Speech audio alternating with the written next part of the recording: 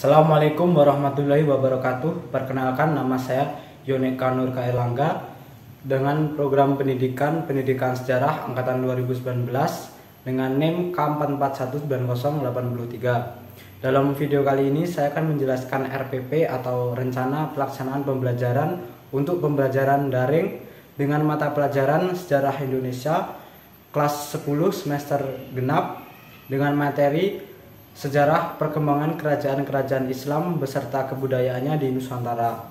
Nah, dalam video kali ini saya juga akan menjelaskan LKPD-nya atau lembar kegiatan peserta didik. Ya, ini adalah sebuah contoh RPP inspiratif untuk pembelajaran daring atau dalam jaringan. Nah, alasan saya memilih RPP inspiratif ini sendiri karena kebanyakan guru-guru sekarang itu sudah menggunakan RPP inspiratif atau biasanya guru-guru itu menyebutnya RPP satu halaman. RPP inspiratif ini sendiri sifatnya lebih simpel karena hanya satu halaman, di mana di sini ada bagian-bagiannya juga. Yang pertama ada identitas berisi nama sekolah. Di sini saya menyebutkan karena hanya contoh ya SMA X untuk kelas dan semester kelas 10 semester genap, mata pelajaran Sejarah Indonesia. Untuk alokasi waktu 3 kali pertemuan atau 3 kali 45 menit.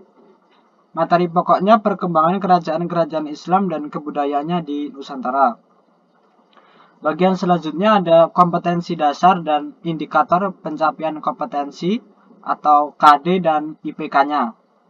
Untuk KD atau kompetensi dasar di sini ada 3.8 dan 4.8. Untuk 3.8 sendiri disebutkan menganalisis perkembangan kehidupan masyarakat, pemerintahan dan budaya pada masa kerajaan-kerajaan Islam di Indonesia serta menunjukkan contoh bukti yang masih berlaku pada kehidupan masyarakat Indonesia. 4.8 menyajikan hasil penalaran dalam bentuk tulisan tentang nilai-nilai dan unsur budaya yang berkembang pada masa kerajaan Islam yang masih berkelanjutan dalam kehidupan bangsa.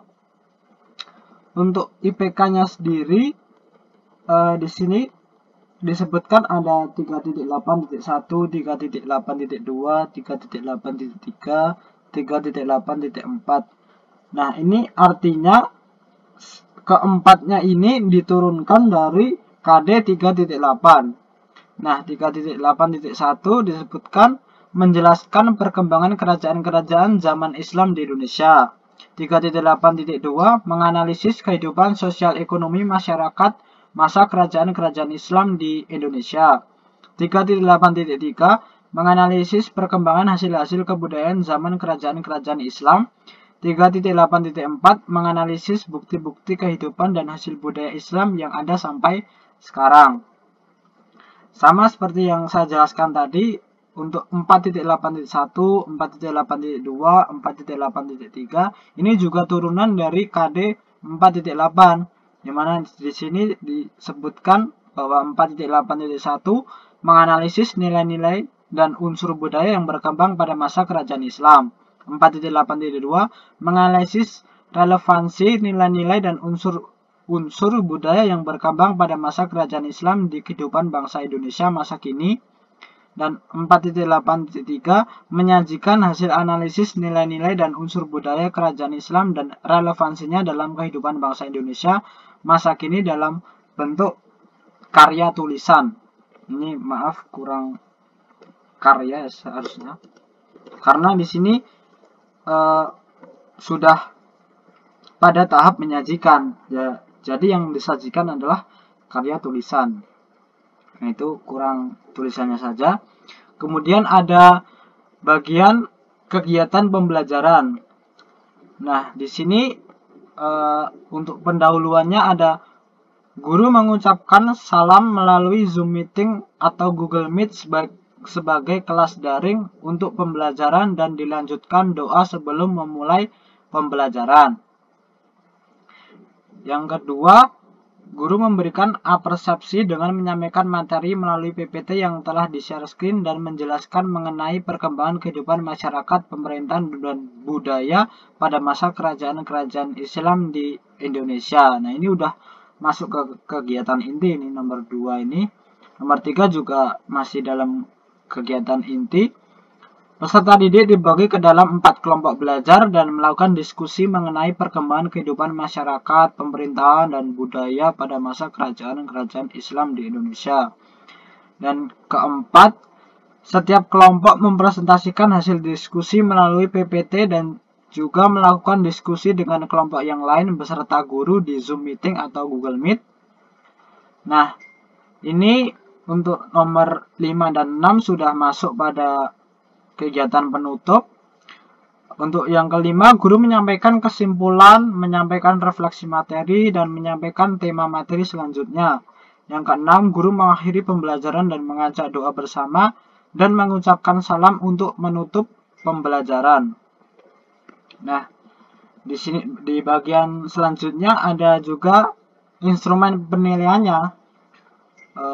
Instrumen penilaiannya ini sendiri juga sebagai patokan buat guru ya, karena K13 ada tiga aspek yang dinilai, ada aspek sikap, pengetahuan, dan keterampilan. Nah, di sini untuk aspek sikapnya sendiri bisa dinilai sikap siswa dalam bekerja sama dan presentasi di dalam pembelajaran melalui Zoom Meeting atau Google Meet. Untuk aspek pengetahuan, bisa dinilai dari hasil diskusi siswa dan pendapat siswa ketika berdiskusi. Kemudian untuk keterampilan, bisa dinilai keterampilan siswanya dalam berpendapat atau bertanya dan presentasi. Nah, sekian presentasi RPP inspiratif saya. Kemudian saya akan masuk ke LKPD atau lembar kegiatan peserta didik. Ya, ini LKPD-nya atau lembar kegiatan peserta didik. Di sini ada identitasnya juga seperti RPP tadi. Nah, di sini akan ada nilai atau predikat untuk hasil diskusi dari para peserta didik. Nah, di sini juga masih ada identitas seperti mata pelajaran, kelas, semester, atau materi pokok. Ada kelompok, kemudian nama anggota kelompok. Nah, di sini ada petunjuk kegiatan pembelajaran. Di sini ada 1, bacalah bahan pembelajaran sesuai dengan materi pokok yang telah diberikan. 2, perhatikan media PowerPoint yang telah disampaikan mengenai materi tersebut. 3, cari referensi dari buku dan internet untuk memperdalam materi diskusi. 4, diskusikan soal yang diberikan oleh guru. Kemudian, diskusikan secara kelompok mengenai submateri berikut ini. Ini ada soal-soal yang akan diberikan. 1, jelaskan latar belakang berdirinya kerajaan Islam yang pernah berkuasa di Nusantara. Ada Samudra Pasai, Aceh, Demak, Banten, Ternate Tidore. Nah, ini sesuai tema kelompok. Misalkan kelompok 1 dapat Samudra Pasai, ya berarti menjelaskan latar belakang Samudra Pasai dan seterusnya. Kemudian nomor 2, bagaimana keadaan sosial ekonomi pada masa kerajaan Samudra Pasai, Aceh, Demak, Banten, Ternate Tidore.